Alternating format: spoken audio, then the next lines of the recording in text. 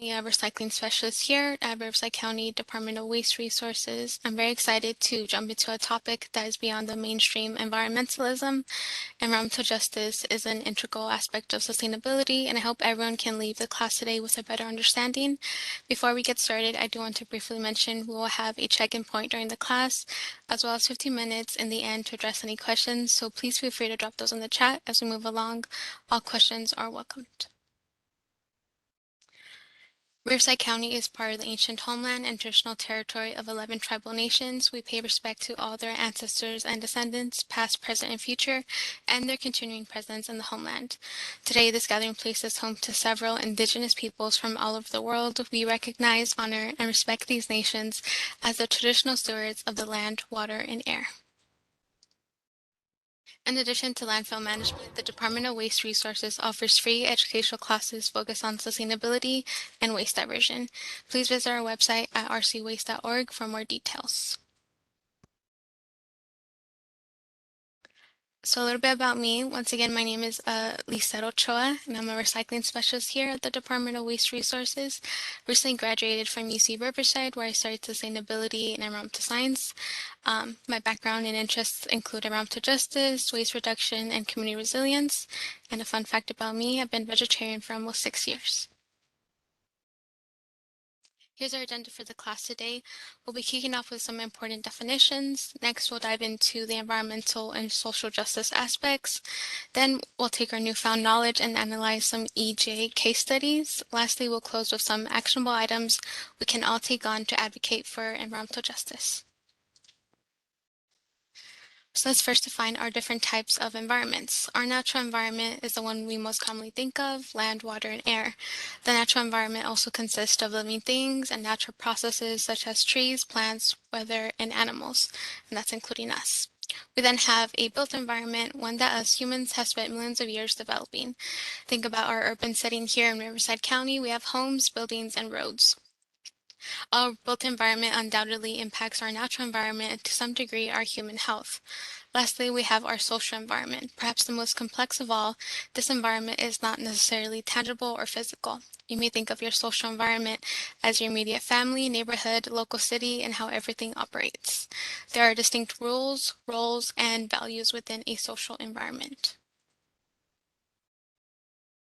Branching off our social environment term is the concept of social justice.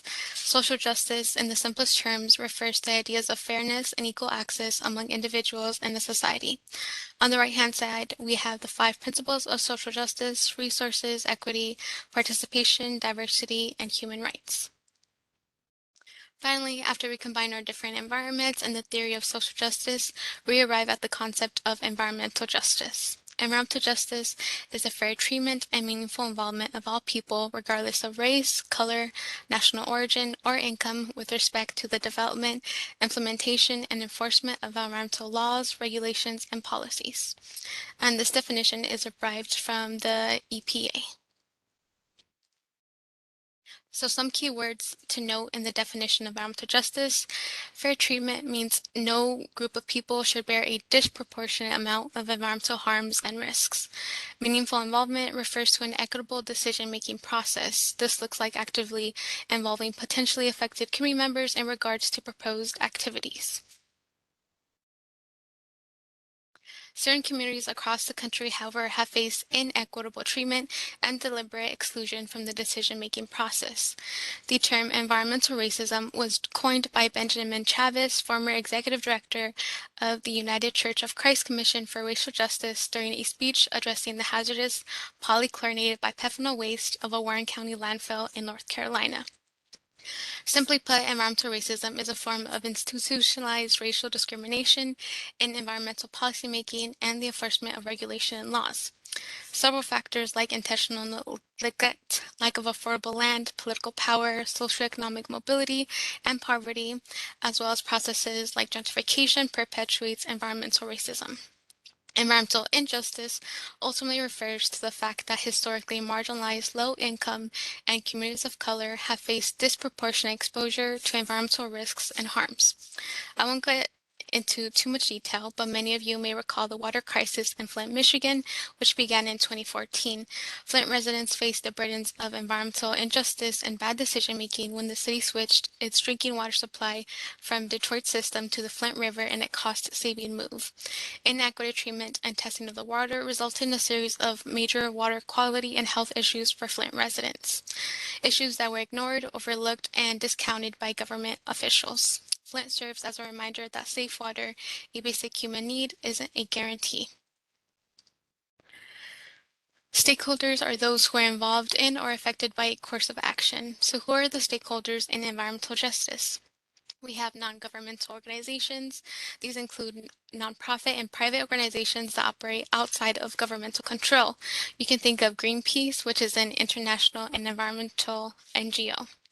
Community-based organizations are a type of non-governmental organizations, and they are representative of a community and provides educational related services. One community-based organization is the Center for Community Action and Environmental Justice, CCAEJ, who are based in Riverside County. Federal, state, tribal, and local governments refer to governing bodies of cities, towns, and districts. You can think of Riverside County as a whole, as well as local city councils.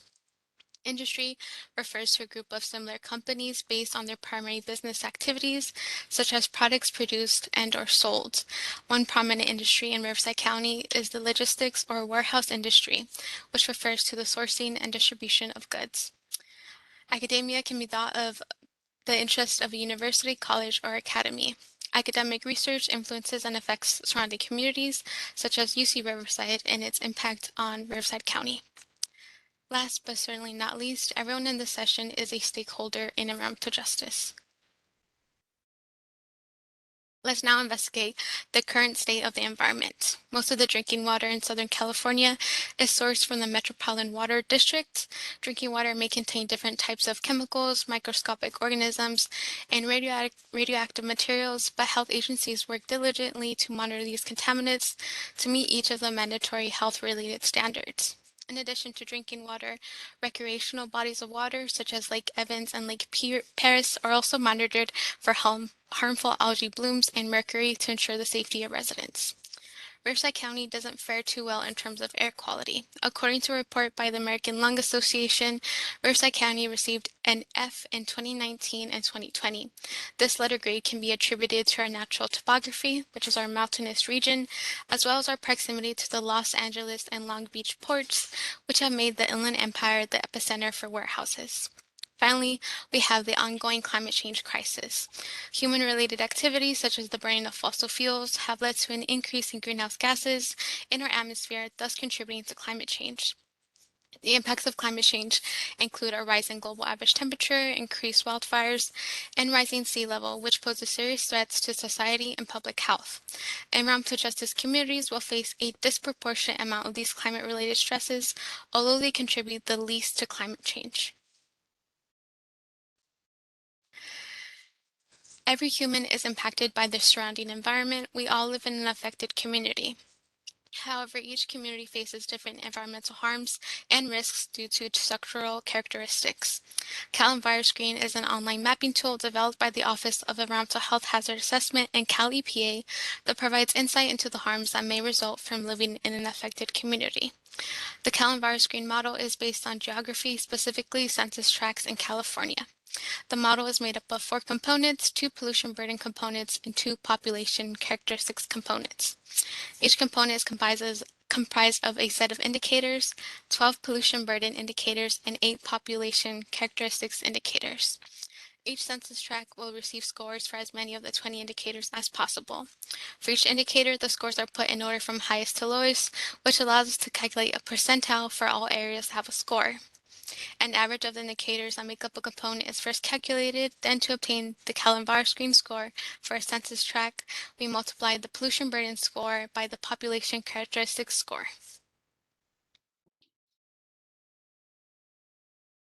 Here's a snapshot of the CalEnviroScreen indicator map in Moreno Valley, California, specifically the Department of Waste Resources headquarters office. The percentile scores are shown on the right-hand side. Most notable is the ground level ozone percentile score. The census tract is 99% higher than the rest of California in terms of ozone. Ground level ozone is not emitted directly into the air, but is created by chemical reactions between oxides of nitrogen and volatile organic compounds in the presence of sunlight. These pollutants are emitted by cars, power plants, industrial facilities, and other sources. Ozone is a powerful oxidant that can irritate the airways in humans and harm sensitive vegetation. Another online mapping tool is the EJScreen developed by the EPA. Similar to the CalEnviroScreen, this EJ mapping and screening tool combines environmental and demographic indicators to generate maps and reports which are helpful to highlight geographic areas that might need further review, additional consideration, analysis, or outreach. The screening tool census block resolution shows how a selected area compares to the relevant state, EPA region, or nation. I once again use the address of the Department of Waste Resources headquarters office to generate this report. In this chart, we have the selected variables for both environmental and demographic indicators. There are 12 environmental indicators and 7 demographic factors. Environmental indicators quantify proximity and exposure to environmental pollutants, such as nearby hazardous waste sites or traffic. Demographic indicators are very general indicators of a community's susceptibility to the types of environmental hazards. At the bottom of the slide, we have the formulas used to calculate the demographic and EJ indexes. The demographic index is based on the average of two demographic indicators, low income and people of color. To calculate a single EJ index, EJScreen uses a formula to combine a single environmental indicator with a demographic index and considers how much the local demographics are above the national average. Here are all the EJ index scores in comparison to the state, region, and nation percentile. Each environmental indicator has its own EJ index. For example, the EJ index for traffic is a combination of the traffic indicator, the low-income population, and the minority population. This graph shows the EJ index in comparison to all people's block groups in the state, EPA region, and US. These percentiles provide perspective on how the selected block group area compares to the entire state, EPA region, and nation. Most notable here is perhaps our EJ index for Superfund proximity. Our 98th percentile score for Superfund proximity nationwide means that only 2% of the US population has a higher block group value than the location we analyzed. I'll stop here briefly to let all that info sink in and also see if we have any questions in the chat or any comments from the material discussed so far.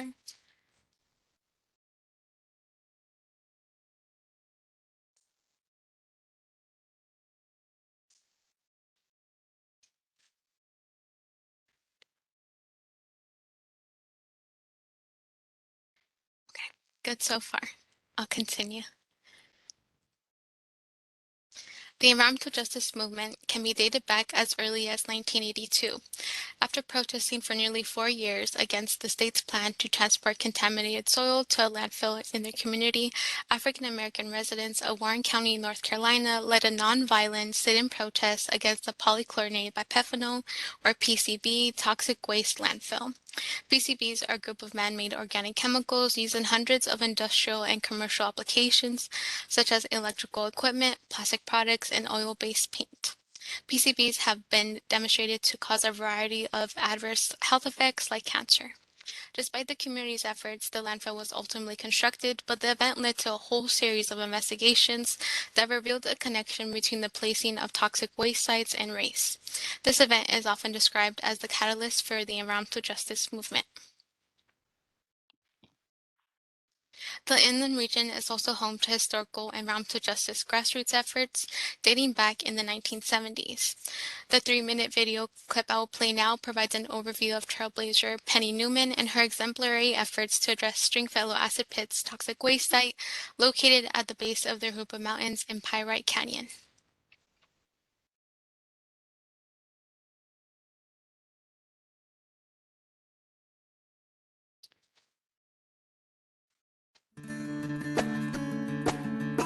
Can you guys hear the audio?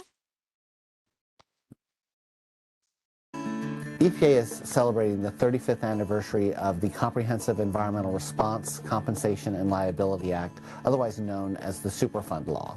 Stringfellow Superfund site is the first and is one of the largest Superfund sites in EPA's Pacific Southwest Regional Office. It's located in Riverside County in the town of Jurupa Valley in California. It was added to the national priority listing in 1983. The site ID is 0901, which indicates it is the very first site in Region 9. The site is a former hazardous waste landfill that operated from 1956 until 1972. More than 32 million gallons of liquid industrial waste were disposed in unlined ponds, including acids, caustics, metals, solvents, and pesticide byproducts. When the site would overflow, liquid contamination would flow into the community, eventually exposing children at an elementary school to a variety of toxic chemicals. These were very dangerous chemicals. My two boys, being little boys, were playing in the puddles and splashing around. We had kids there making beards out of the foam. And the youngest one, who was the one who played in the puddles and was into everything, would come home from school talking about being dizzy and having blurred vision, and he started experiencing seizures. The community started organizing and having community meetings, and this is where we saw Penny move forward and just be that community leader. It changed my life. We need to not just sit back and elect people or let agencies do things. We have a responsibility to make sure that things are done correctly. Out of Penny's hard work, we modeled the Technical Assistance Grants Program, the TAG program. If it wasn't for Penny rising up at that moment, we wouldn't be where we are today. To prevent any chance of future spills into Pirate Creek, the remaining liquid waste were pumped from the disposal ponds in the late 70s. Contaminated soil was excavated and a groundwater extraction and treatment system was installed in the canyon to prevent contaminated groundwater from reaching the communities south of the site. While there is more work to do, EPA is proud of the progress that has been made with our state partners and that the current remedy is protective of human health and the environment. The staff that is there, I have great respect for them. I think that's the most important part, is for us to listen and then get that feedback. And that's that feedback and that input process that Superfund is all about. You know, our democracy really works, and it only works if people are involved. Looking back on 35 years of Superfund, we've made a great deal of progress in Stringfellow and at other Superfund sites. And EPA is looking forward to continuing the great work with our communities to protect human health and the environment.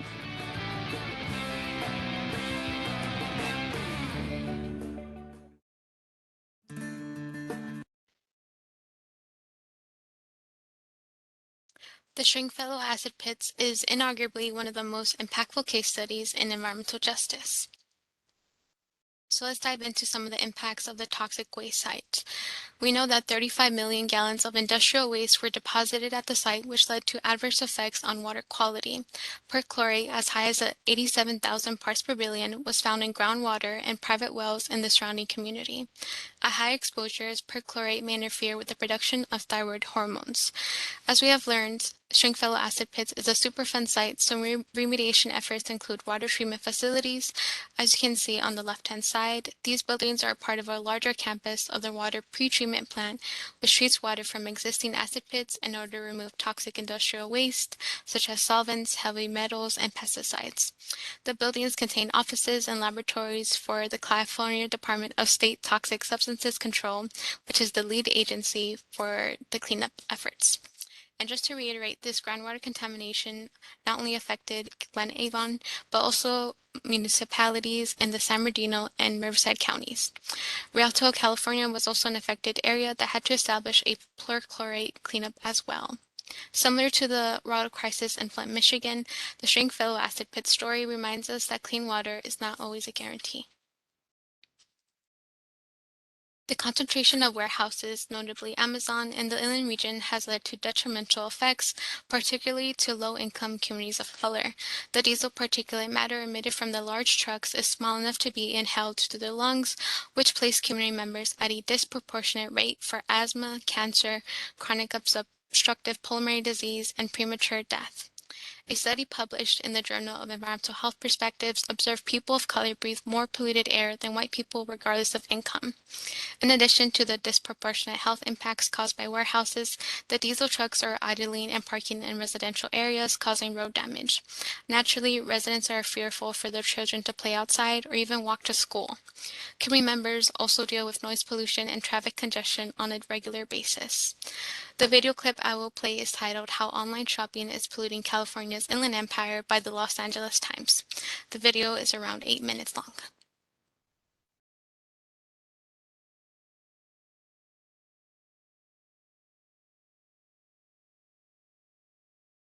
This is an aerial view of Jurupa Hills High School in Fontana, San Bernardino County in 2011, 10 years ago. And this is the neighborhood today.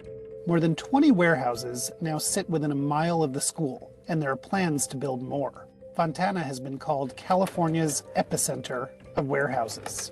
There are more than 50 of them, including centers for UPS and Amazon that take up more than 16 million square feet throughout the city. That's like 4.5 Disneylands. Their existence helps make it possible for us to buy something online and have it arrive at our door within hours. But all these mega warehouses come at a cost. We're seeing thousands of trucks per day. Because they're right next to homes, it just spews all of these toxins right into your backyard. The warehouses are getting very close to our communities and our schools. We have our students surrounded with warehouses. Physicians have coined a phrase for the unfortunate properties that now neighbor the warehouses: diesel death zones. It's not just Fontana. Just look 10 miles east. I'm standing in the passenger terminal of the San Bernardino Airport. It's totally empty. This place was supposed to offer flights to destinations such as Mexico. Instead, the community got something else entirely. Amazon and others plan to use the expanded airport as a West Coast cargo hub to feed the demand of online shopping. We know we can't shut this down, but we want to get something that would benefit us. California's Office of Attorney General has taken notice of both projects, filing lawsuits against the city of Fontana and project developers in San Bernardino, challenging the warehouse and airport expansions. I think this is another example of California leading the way, of showing what's possible. I'm Evan Halper with the Los Angeles Times, and I'm reporting on California's novel efforts to help communities overburdened with pollution fight back.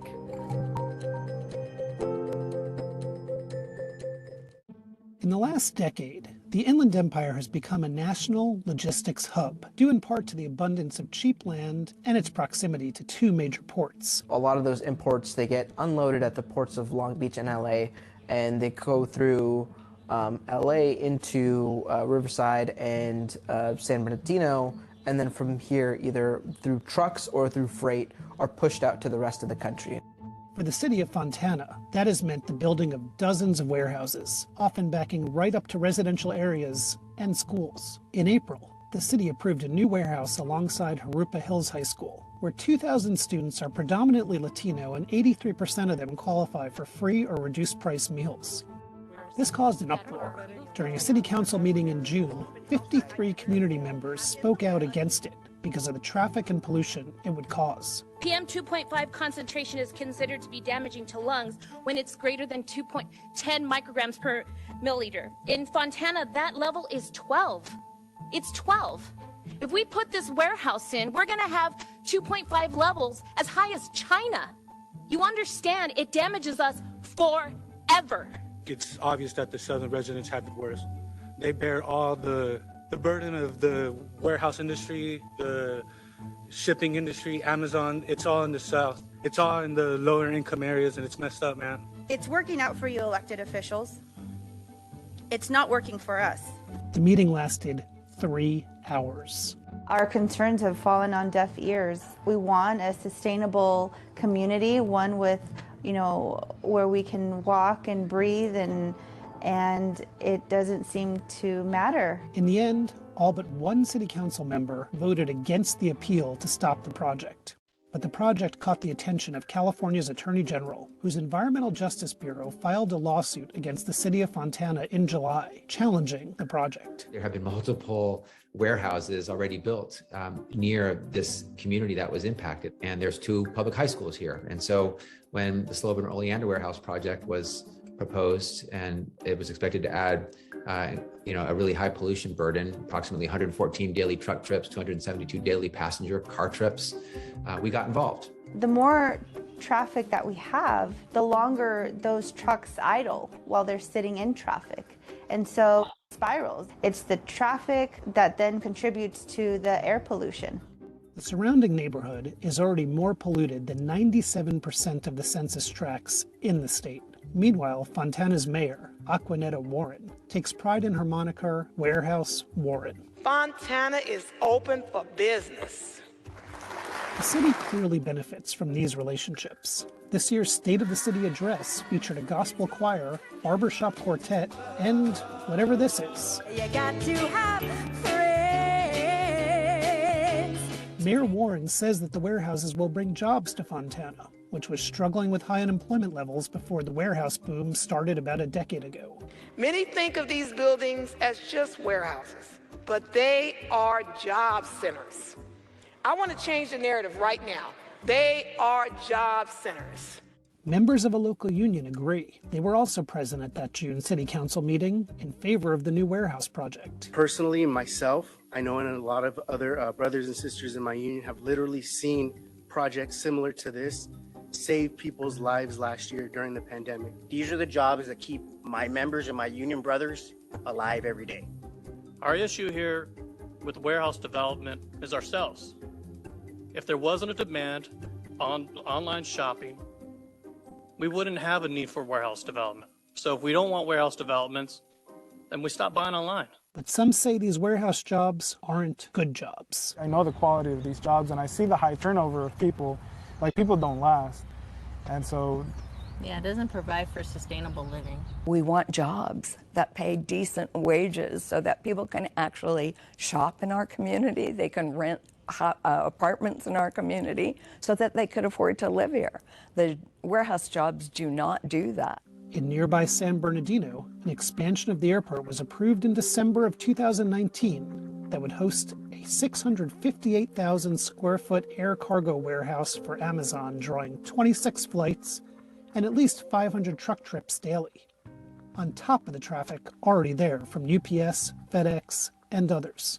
Then the Attorney General's office stepped in, accusing the Federal Aviation Administration, the local airport authority, and the project developers of overlooking the high asthma rates and other health problems suffered by the San Bernardino Muscoy community.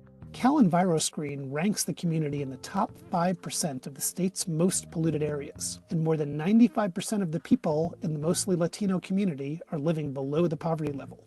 It's an environmental, justice issue. They see the land, they want to use the land, but then they also see people as cheap labor. These have been communities that don't look to government for support because they haven't gotten support from government. We want the jobs to be created, we want the project to go forward, and we want it to be done in a responsible way. Both lawsuits are still in court. Mayor Warren described settlement conversations underway in Fontana as substantive and meaningful, but she also said her critics are blaming warehouses for environmental problems that predate their construction. Fed-up residents, meanwhile, say they are encouraged that they are no longer shouting into the abyss. To have the Attorney General's office be involved in this case and file a lawsuit against the city of Fontana is very validating. It sends a very loud and clear message that what the city is doing is not right. To learn more, read the full story on latimes.com and check out my United States of California series about the impact of California's agenda.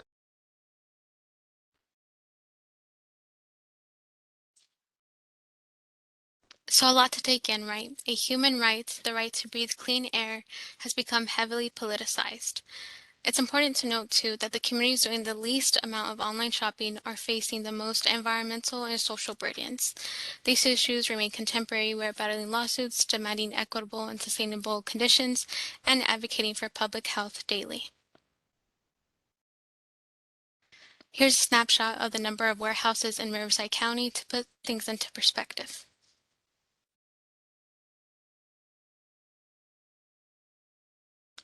Land use, open space, and zoning are aspects of urban and regional planning that affect our natural, built, and social environments. Bloomington is an unincorporated area in San Bernardino County that is mostly rural with lots of open space. Most residents, predominantly Hispanic and low income, live off their land with nurseries and organic farms. The Bloomington Business Park Specific Plan Project is an approximately 3 million square feet project, equivalent to 173 football fields, that will permit land use for warehousing and business parks. This project will displace 213 homes and reduce walkability, exacerbate air pollution, and traffic congestion. Bloomington is not for sale, or Bloomington no se vende, refers to the local grassroots movement of preserving the rich agricultural and community-centered lifestyle in Bloomington for current and future generations. Community members and local activists recently voiced their opposition to the project at the San Bernardino Planning Commission meeting in September this year. The Planning Commission approved the business park project, but final decision will be determined by the San Bernardino Board of Supervisors in the upcoming months. The short clip I will play now is from December of last year and highlights local community action.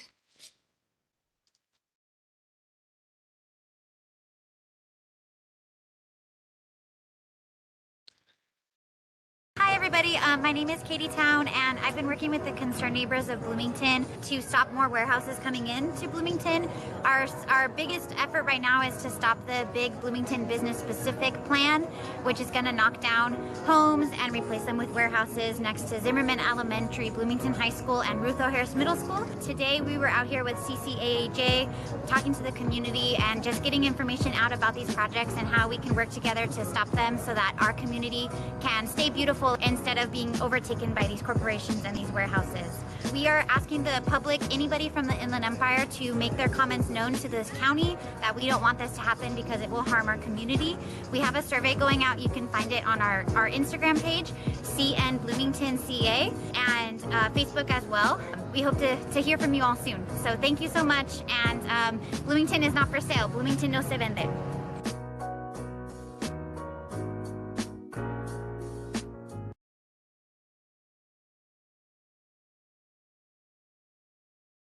Bloomington's fight reminds us that the environmental justice issues are localized and different for every single community. While we don't face projects like waste-to-energy incinerators as much as other states, we instead have private companies that buy land and place certain communities at risk.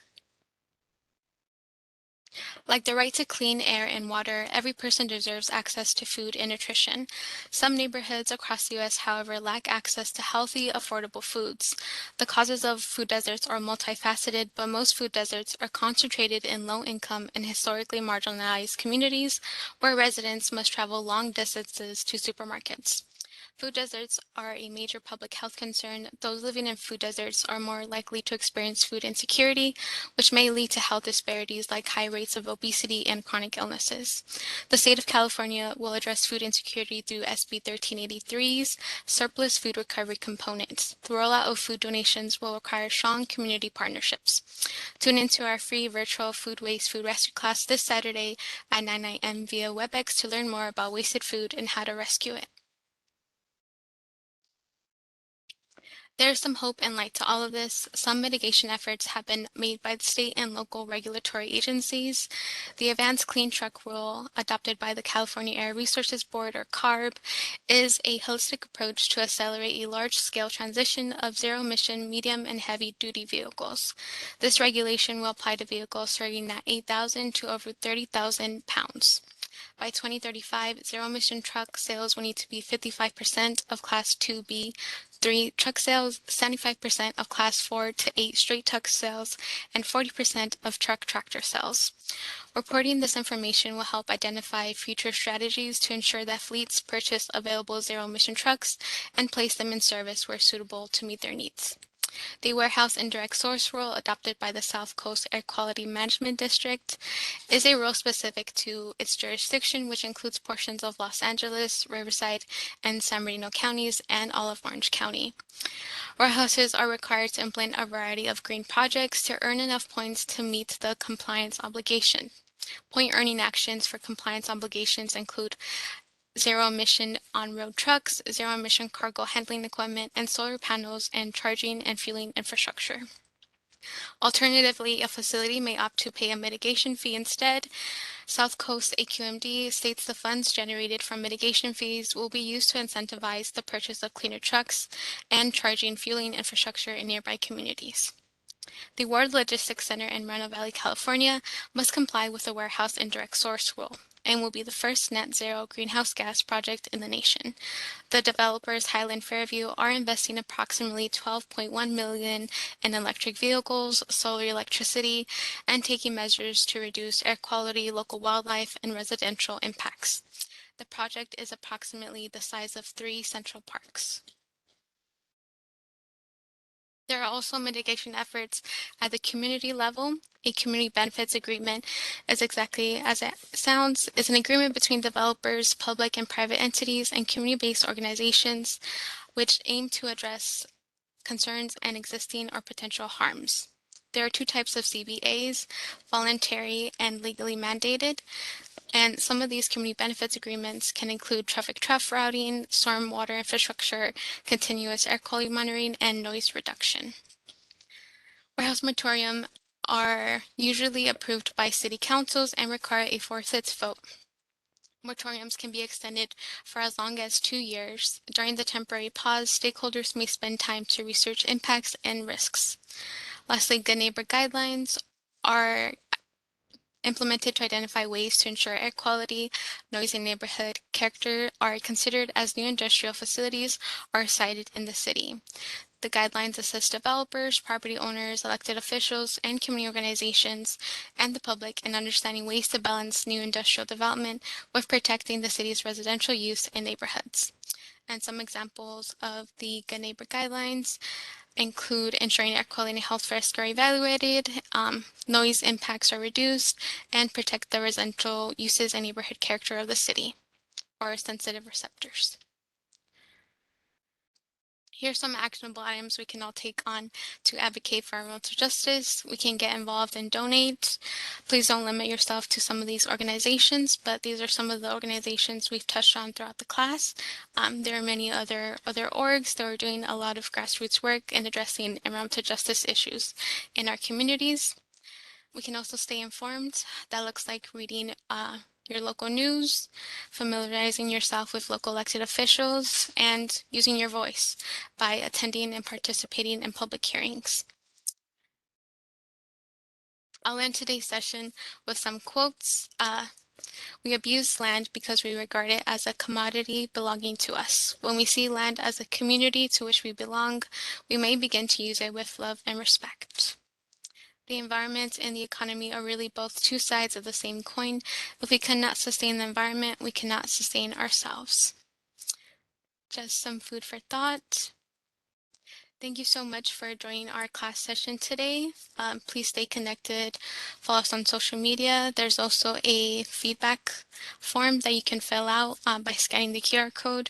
I believe there's also a link being shared in the chat. And just a reminder, we do have upcoming free educational classes for the rest of the month. We had Food Waste Free Rescue on Saturday. We also have green cleaning and green gardening next Wednesday. And in November, we'll be starting back up with our backyard composting and vermicomposting classes.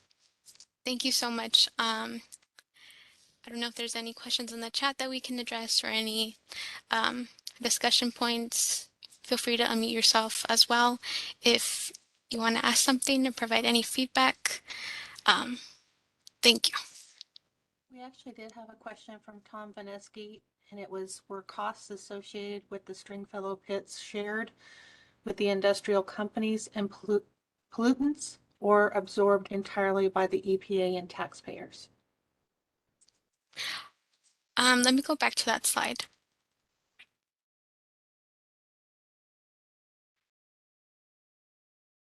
So I believe there was reparations for the community members affected. As far as the cost for cleanup efforts, that was administered by the EPA, and I believe the lead agency now is the California Department for Toxic Substances. So that's how the fees are being managed.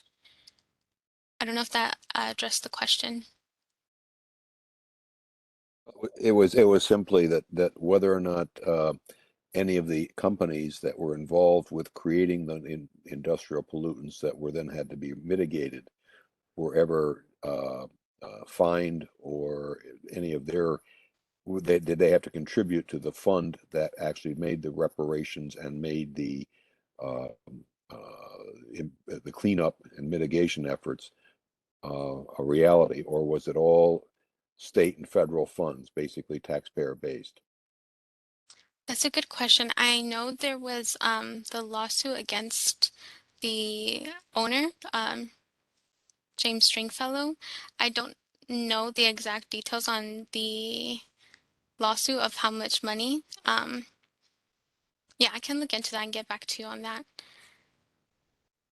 Yeah, thank you. It was just more of a curiosity, and it seems in a lot of cases, a lot of the issues become um, companies go bankrupt, companies go out of business, companies move, and then the taxpayer and or the through its EPA or the state agencies have to end up picking up the tab for any of the repairs and the any of the repairs and mitigation. That's all. It's just more of a comment. No, it's a good point, a good question. I can look into that further.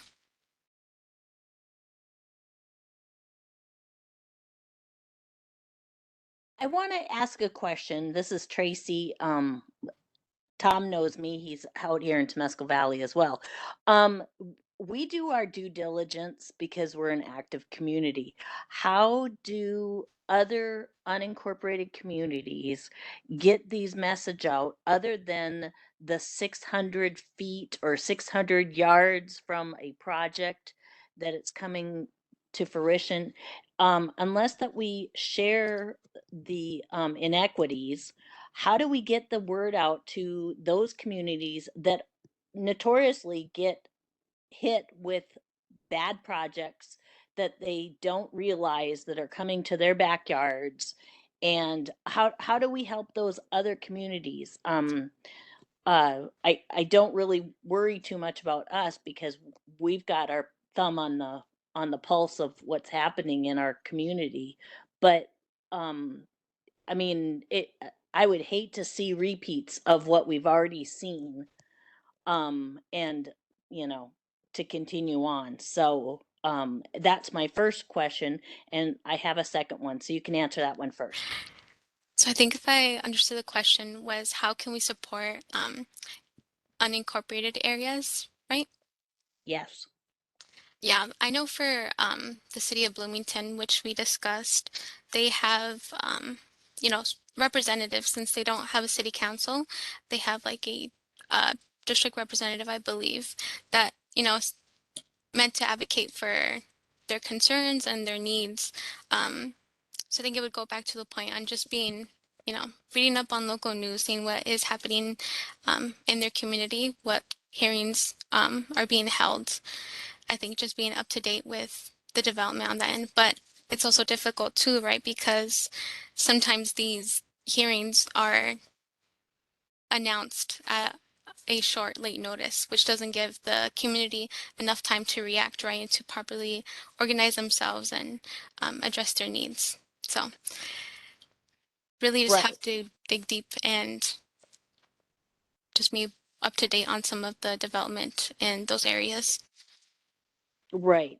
That's true. It's just it's hard to help those other communities that don't necessarily have their finger on the pulse. So, additionally, what you're saying about EQMD or the environmental justice of EPA, um, uh, I hadn't seen that before.